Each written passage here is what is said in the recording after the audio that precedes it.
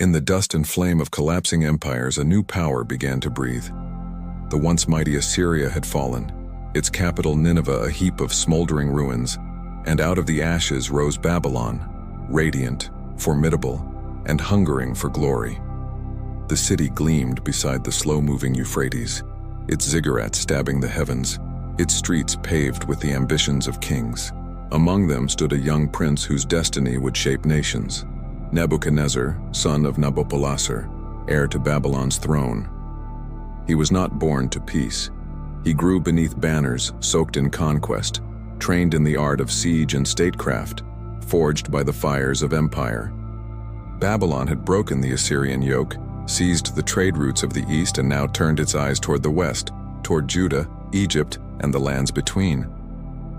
When Nabopolassar died, the armies in the field acclaimed his son as king. Nebuchadnezzar returned to Babylon, crowned not by coronation but by victory. His name thundered like a storm across Mesopotamia.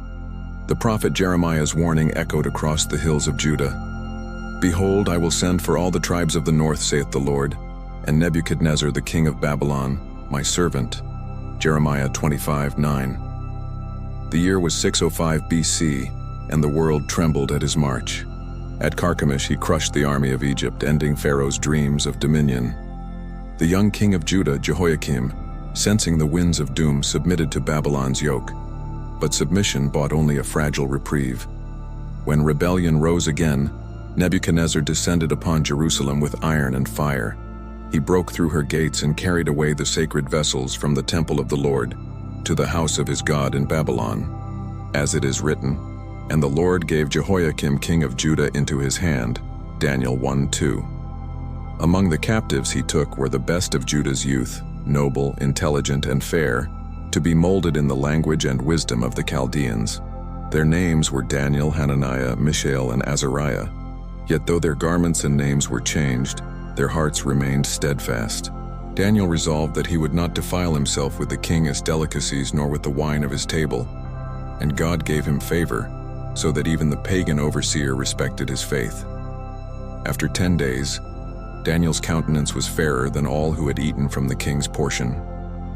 In time, Nebuchadnezzar would summon all the magicians and wise men of Babylon, but none would stand before him as these four did. It was said that in matters of wisdom and understanding, they were found 10 times better than all the magicians and astrologers in his realm. Daniel 1:20. Unknowingly, the great king had drawn into his court a man through whom the God of Israel would soon speak directly to him. Babylon, meanwhile, grew into the wonder of the world. The Ishtar Gate shone with deep blue tiles and lions of white enamel. The streets were lined with processions of gods in gold. From the hanging gardens to the towering ziggurat of Marduk, every stone seemed to proclaim the glory of its builder. Nebuchadnezzar reigned not merely as a monarch but as a god among men. And yet within his soul, there stirred a restlessness that neither conquest nor splendor could still. One night, that restlessness became a terror. Nebuchadnezzar awoke trembling, his heart seized by a dream so vivid it left his spirit vexed. Yet when he tried to recall it, the vision vanished like smoke. In anger and fear, he summoned the magicians, astrologers, and Chaldeans. "Tell me the dream," he commanded, "and show me its interpretation. If you cannot, you shall be cut in pieces, and your houses made a dunghill." The wise men despaired. "There is not a man upon the earth," they pleaded, "that can show the king's matter." But the king's wrath was unrelenting, and he decreed death upon them all. When Daniel heard of it, he went before Arioch, captain of the king's guard, and asked for time to seek mercy from the God of heaven. That night, the mystery was revealed to him in a vision. He blessed the God of heaven, saying, "He changes the times and the seasons. He removes kings and sets up kings. He gives wisdom unto the wise and knowledge to them that know understanding." Daniel 2:21.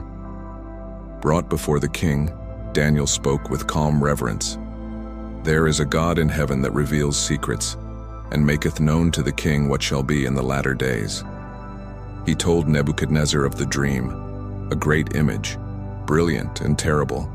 Its head was of gold, its chest and arms of silver, its belly and thighs of brass, its legs of iron, and its feet part iron and part clay.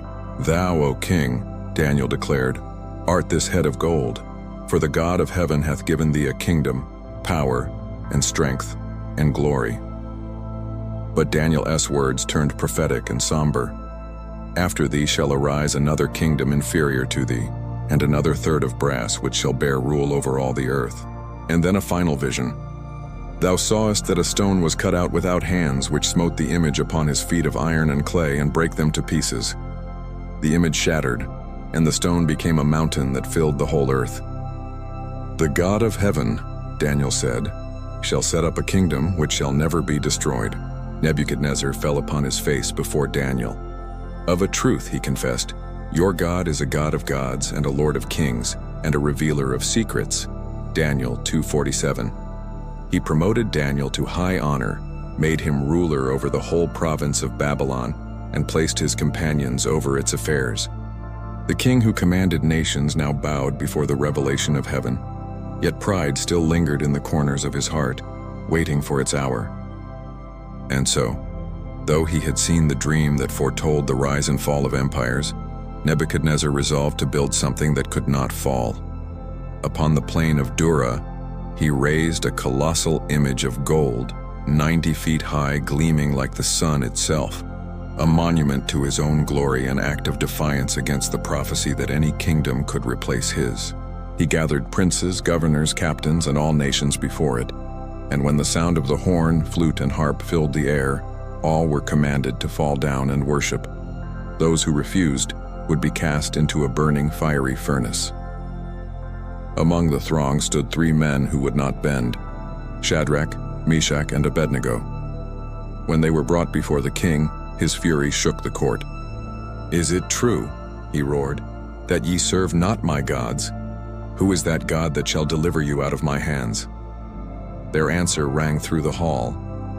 "If it be so, our God whom we serve is able to deliver us from the burning fiery furnace, and he will deliver us out of thy hand, O king. But if not, be it known unto thee, O king, that we will not serve thy gods." Nebuchadnezzar's face hardened like bronze. He ordered the furnace heated 7 times hotter, and commanded the strongest soldiers to bind them and cast them into the flames. The fire leapt like a beast unleashed, consuming even the men who approached it. But when the king looked within, he rose in astonishment. "Did we not cast 3 men bound into the midst of the fire?" he cried. "Lo, I see 4 men loose, walking in the midst of the fire, and the form of the 4th is like the Son of God." Daniel 3:24-25. The flames that devoured his soldiers could not touch them.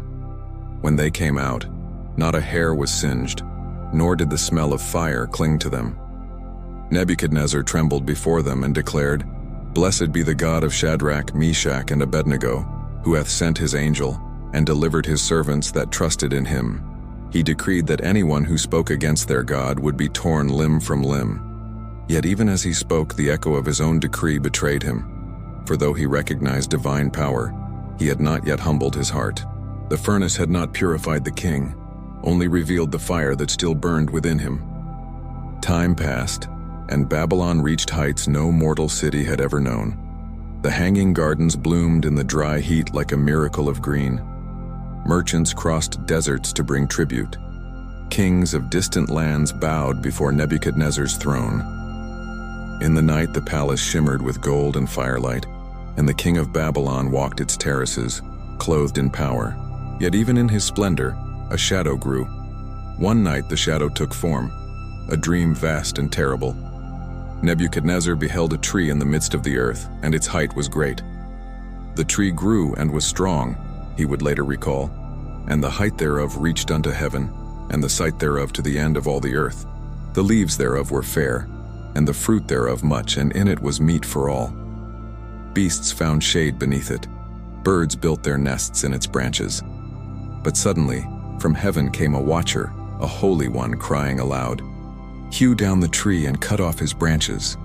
Leave the stump of his roots in the earth, bound with a band of iron and brass, and let him be wet with the dew of heaven, and let his portion be with the beasts. Let 7 times pass over him, till he know that the Most High ruleth in the kingdom of men." Daniel 4:10-17. The dream filled the king with fear. He summoned his magicians, soothsayers, and Chaldeans, yet none could explain it.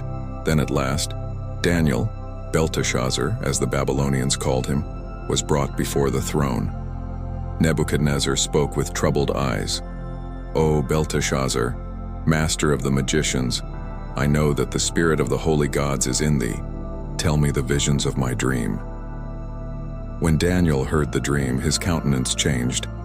He stood silent, astonished for a time, his thoughts troubling him. The king urged him, "Belteshazzar, let not the dream or the interpretation thereof trouble thee." Daniel answered with trembling voice, "My lord, the dream be to them that hate thee, and the interpretation thereof to thine enemies." He explained, "The tree that thou sawest, it is thou, O king, that art grown and become strong. Thy greatness is grown and reacheth unto heaven. But they shall drive thee from men, and thy dwelling shall be with the beasts of the field. Thou shalt eat grass as oxen, and be wet with the dew of heaven, till thou know that the Most High ruleth in the kingdom of men, and giveth it to whomsoever he will." Daniel 4:22-25. Then Daniel pleaded, "Wherefore, O king, let my counsel be acceptable unto thee, and break off thy sins by righteousness, and thine iniquities by showing mercy to the poor, if it may be a lengthening of thy tranquility." But Nebuchadnezzar, though he respected Daniel, could not let go of his pride. He continued in majesty, walking among his marvels, boasting of his power. A full year passed. The sun rose over Babylon, striking her golden spires. The king stood upon the roof of his palace, gazing across the city that his hand had built, the walls broad enough for chariots, the gardens spilling from terraces, the temples glittering like fire. And in his heart he said, "Is not this great Babylon that I have built for the house of the kingdom by the might of my power, and for the honor of my majesty?" Daniel 4:30. While the words were yet in his mouth, a voice fell from heaven. "O King Nebuchadnezzar, to thee it is spoken. The kingdom is departed from thee." In an instant, the ruler of the world was stripped of reason and driven from men. The mighty king became as a beast, his hair grown like eagle's feathers, his nails like the claws of a bird. He ate grass like oxen, and the dew of heaven drenched him. The gardens he had built now mocked him with their greenery, for he crawled among the grass he once ruled over. For 7 times, 7 long years, Nebuchadnezzar roamed the fields in madness. Babylon continued without its master. The throne sat gilded but empty. His counselors and nobles could not restore him, for the judgment was divine. Yet in the wilderness the heart of the king slowly softened. When the appointed time was fulfilled, the heavens opened once more, and understanding returned to him. Nebuchadnezzar lifted his eyes to heaven and said, "I blessed the Most High, and I praised and honored him that liveth forever, whose dominion is an everlasting dominion, and his kingdom is from generation to generation, and all the inhabitants of the earth are reputed as nothing. And he doeth according to his will in the army of heaven, and among the inhabitants of the earth. And none can stay his hand or say unto him, What doest thou?" Daniel 4:34-35. His sanity was restored, and his counselors sought him. The throne of Babylon once again bore his name, but the man who sat upon it was changed. He no longer gloried in his own strength, but in the sovereignty of God. "Now I, Nebuchadnezzar, praise and extol and honor the King of heaven, all whose works are truth, and his ways judgment, and those that walk in pride he is able to abase." Daniel 4:37. The people of Babylon watched as their king returned from the wilderness, eyes clear and voice calm, speaking with wisdom none had heard before. In his hall he gathered his nobles and recounted what the Lord had done to him. "I was lifted up in pride," he confessed, "and God humbled me. I was as a beast until I learned that heaven rules, and so the greatest empire on earth heard a proclamation not of conquest but of humility." For a time, peace ruled Babylon. The wars ceased, and the city's markets overflowed with the wealth of nations. The Euphrates gleamed beneath its bridges, and caravans from Arabia, Egypt, and Tyre brought tribute to the golden throne. But even as Nebuchadnezzar grew old and his kingdom prospered, prophecy whispered in the shadows. Jeremiah had spoken, "All nations shall serve him, and his son's son, until the time of his land come. Jeremiah 27:7. Babylon's dominion would not last forever. Still, Nebuchadnezzar's reign became the measure of greatness in the ancient world. No city rivaled Babylon's splendor. No king equaled its builder. And yet the old king knew what others did not, that all this glory was borrowed light. When he walked through his palace gardens, he would look toward heaven and remember the years of his madness. He had learned that human pride is but a flame that burns itself out, while the word of God endures forever. The prophets of Israel continued to write in exile, naming him both destroyer and servant. Behold, I will send and take all the families of the north, saith the Lord, and Nebuchadnezzar the king of Babylon my servant, Jeremiah had said, Jeremiah 25:9. To Judah he was a scourge, yet to heaven an instrument. Through him God disciplined his people and fulfilled his word. Even Daniel, who had seen kings rise and fall, knew that Nebuchadnezzar's story was unlike any other, the tale of a man conquered by the very God he defied. As the years waned, Nebuchadnezzar left behind a transformed empire. His builders, scribes, and priests spoke of a divine revelation that had changed their sovereign's heart. He built temples to his God still, for he was a Babylonian, but his heart no longer exalted them above heaven. When he died, he left behind not only walls and palaces, but a legacy of awe, the memory of a king who had looked into the face of divine power and lived. After Nebuchadnezzar's death, the empire passed to his descendants, but the fear of the Most High faded from the throne. Belshazzar, his descendant, sat upon the golden seat, proud and heedless. In his time, Babylon's glory began to wane, though its towers still shone. He mocked the God of heaven, feasting with his lords while drinking wine from the sacred vessels Nebuchadnezzar had taken from Jerusalem. In that night, the hand appeared, a hand that wrote upon the plaster of the wall, Mene, Mene, Tekel, Upharsin, Daniel 5:25. Daniel, now an old man, interpreted the words, God hath numbered thy kingdom, and finished it. Thou art weighed in the balances, and art found wanting. Thy kingdom is divided and given to the Medes and Persians. And as Daniel spoke, the armies of Cyrus entered the city. Babylon fell in a single night, its power broken. But Nebuchadnezzar's story, his rise and fall, remained as a living memory. His repentance outlived his dynasty, and his testimony became a monument greater than the walls of his city. Through him, even the conqueror of nations learned that there is a king above all kings. Centuries later, prophets and scholars would still speak his name, not as a mere tyrant, but as the man who stood before the eternal throne and confessed his own smallness. In Daniel's vision, the head of gold had shone brightest, and though it was destined to be replaced by silver, bronze, iron, and clay, its story would forever embody the truth that the Most High ruleth in the kingdom of men. From Jerusalem's ashes to Babylon's towers, Nebuchadnezzar's tale became the heartbeat of divine sovereignty. His rise showed the might of human ambition. His fall revealed the mercy of God. In the end, he was not remembered for the cities he built, but for the words he left behind, words that echoed through the ages. Now I, Nebuchadnezzar, praise and extol and honor the King of heaven, all whose works are truth, and his ways judgment, and those that walk in pride he is able to abase. Daniel 4:37. The rivers of Babylon have long since changed their course. The lions on the Ishtar gate gaze into silence, and the ziggurats have crumbled into dust. But the story of Nebuchadnezzar endures, the golden king who was made to crawl, the conqueror who was conquered, the builder who learned that no tower reaches heaven except the one raised by God himself. And so ends the chronicle of the man who ruled the world, lost his mind, and found his soul, Nebuchadnezzar, the king of Babylon, who learned that the heavens rule.